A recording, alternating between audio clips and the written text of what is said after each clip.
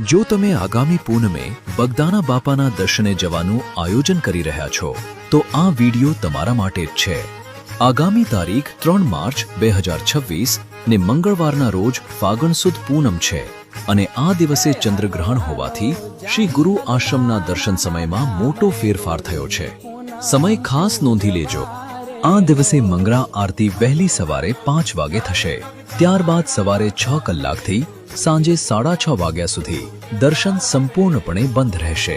આ દિવસે બપોરની રાજભોગ આરતી પણ બંધ રહેશે અને સાંજે વિધિવત જળાભિષેક કર્યા બાદ 7:30 વાગે સંધ્યા આરતી થશે અને ત્યારબાદ જ દર્શન રાબેતા મુજબ ફરીથી શરૂ થશે। તો દૂરથી આવતા તમામ યાત્રાળુઓ અને ભક્તોએ આ સમય મુજબ જ પોતાનું આયોજન કરવું જેથી કોઈને અગવડતા ન પડે। કૃપા કરીને આ વિડિયો બાપાના દરેક ભક્ત અને તમારા વોટ્સએપ ગ્રુપમાં શેર કરો જેથી બધાને સમયસર આ અગત્યની માહિતી મળી રહે। બગદાણા ધામ તરફથી સૌ ભાવિક ભક્તોને બાપા સીતારામ।